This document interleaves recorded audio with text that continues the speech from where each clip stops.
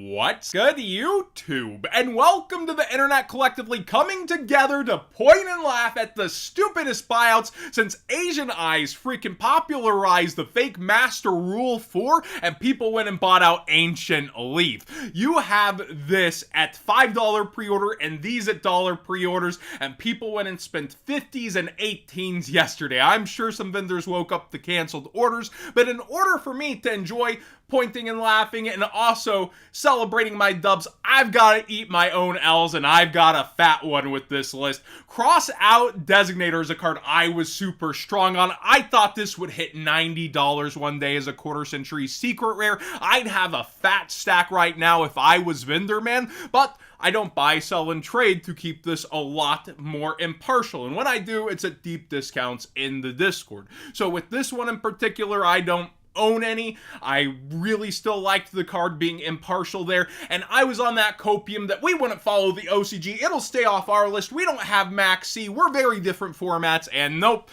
there it goes, down to one. Then people will have their extra copies to go ahead and sell. Somebody in the comment section was even like, you gotta take your L on this one, and yeah, I do. This is one that I really thought would be going the distance one day as a format-dependent card, but it's going the opposite direction thanks to Konami. Now, the format itself is going plenty of different directions. Let's cover the fallout from the ban list besides just this one. We have Unchained Soul Lord Yama going for both of its easy access versions, and the quarter century secret rare is starting to spike back up and go out on quantities. You have Mathmech Super Factorial, a card I did not think I would be saying again, but with Circular to 1, people are eating up a ton of the cards, maybe even thinking about playing that as an engine within the decks, and this trap card is spiking up in price and going out on quantities. Look at that graph, from almost nothing towards $10. The Gem Knights, of course, got brilliant fusion. People are going specifically for Seraphonite, but other DT cards are also starting to get sales rates and go back down on quantity. Be aware, one of the original FTK decks is just what people are after, and it is a fan favorite to a degree. I will stick by that one. And then number 46, speaking of potential FTKs, Robbie in the Discord was saying this is for some catapult FTK that didn't get banned, and people were arguing, no, that's the other one, and then going back and forth that this is just a number or it could see some play and that sort of stuff. But be aware that this number card for its super rare is about double digits in just 4 listings, and its ultimate rare has also gone off of the market. So if you have these supers, might be a decent time to sell, because typically FTKs don't pan out too much in a metagame, but sometimes they get their moment of hype and they tend to bubble up way past their price point.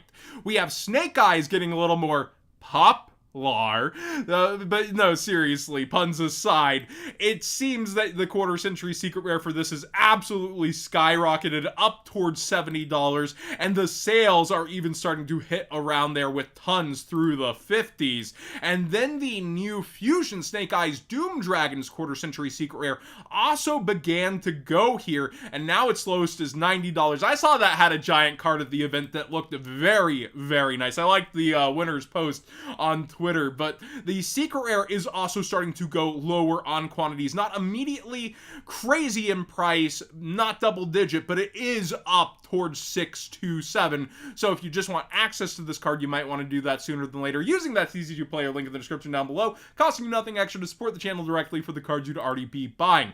Triple Tactics Thrust has been a huge talk with all these power cards going to 1, like Triple Tactics Talent as well as Crossout, and this card in particular is starting to go up for its quarter century secret rare. It is now towards 50 where it was 40, and was selling for that pretty consistently not too long ago, less than a week. The ultimate rare still has a good amount of copies, not the best looking in the world. I would definitely try to get EU print on it, and its other versions are still towards $10 to $12. So the multiplier, if this sees a ton of play, I think those top rarity versions have a little more room to go, but we'll have to wait and see how the metagame does pan out. I would not bet against this card personally, though. Visa's Samsara quarter-century secret rare on full buyout. Some people decided it's time for Manadium or Visa's decks or something along that line. Let me know if there's other uses that people are going to be using this for, but you can see it's on a huge upswing in buyout mode. Lowest is 50 listed and then 72, and I think it was like 60 before my people in the Discord were telling me it was bought out, so maybe some people trying to list and make some sales versus the 30 that it got bought out at, but you can see it was 16 before. Forbidden Droplet saw some play at the YCS, and now Shifters at 1, so it gets even better. The Ultimate Rare is spiking on up, and there's the Quarter Century Secret Rare as well at a hefty price. And if you just want access to this card, it's towards $7 to $8 at the lowest end. So a lot of these Rarity Collection reprinted cards have now taken some time and are starting to slowly go up over time, and this has been fluctuating between different formats before. It seems like it's going to be a lot better heading forwards at this time. Cyberstein for past formats is going up. I would assume this is past formats. Let me know if otherwise. But the Quarter Century Secret Rare is towards $17 to $18. And DD Assailant is going up there towards $15 to $16. We also have the... what is it called? The Ashen stuff starting to take effect with new support down the road.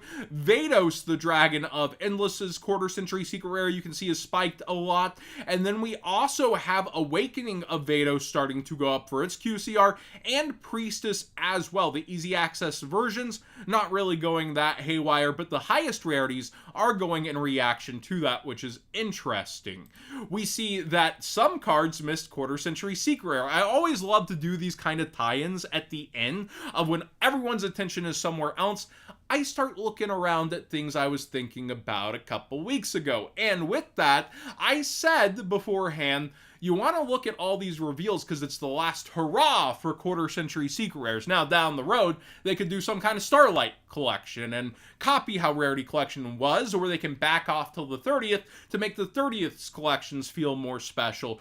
Either way, Quarter Century Secret Rares missed a lot of cards that people are complaining about, like myself and Chaos Sorcerer. Here, we see that immediately Miracle Fusion and the nice Speed Duel Secret Rare is going way up, and it is getting bought out and low on quantities. But also Grand Mole, which is one that I agree kind of deserved to have a Quarter Century Secret. Tribe Infecting Virus is another that was coming down. A lot of people thought that was a no-brainer to be in the sets, but it is not. And you can see here, still around $6. So you might want to get this one sooner than later for your past format decks, because I think it's really nice. And look at how much the common pushes towards that Prismatic Secret Rare that looks oh so nice. Definitely one that was a bit of a missed opportunity, but you can get the nice versions that still exist right now. And yeah, I had this pulled up to actually see the sales rates, and people indeed are spending that $16 where they were spending a bit less before. You can see it was down towards 10-ish, and now it's just going super strong. And Grand Mole has actually a lot of nice different min-maxes, but people still went back and bought the Secret Rare. This format overall seems to be ending, no longer supported by Konami, so we're not going to see this nice way of getting cool rarities on cards, and that's kind of a shame. I really loved collecting their giant cards personally, as well as even going in and getting some of these for past formats for myself, which I did very publicly. I think when it comes down to this, though, you can go back and look through Speed Duels, and then other cards that you think missed Quarter Century Secret Rares for past format, and getting that mass reprint, and it would be probably a pretty good time to pick them up, unless you're super scared of that Starlight collection appearing out of thin air, which, if I was Konami, I'd personally do. But again, ending back where we began, gotta eat my L's to enjoy my dubs. Always gonna put myself in that position, and I think other people should too. You can be right for the wrong reasons, you can be right for the right reasons, but it is sometimes a crapshoot with cards and Konami and the ban list, and that's why I always say you gotta really think about the variables like Konami, right? I say Konami does whatever Konami wants to do, and if I was in the vendor game, this would be a huge L for me today. Thanks for watching today's Market Watch. Please subscribe if you haven't already. Give this video a thumbs up if you enjoy these in-depth conversations on specific cards like this, where I will go ahead and tell you I was wrong. And I do think that it probably doesn't have the potential at one to go too haywire when it's a one of and so many people are going to let it go, but then maybe I'm wrong on that too, but I think that's kind of its future. It gets stuck at a certain ceiling.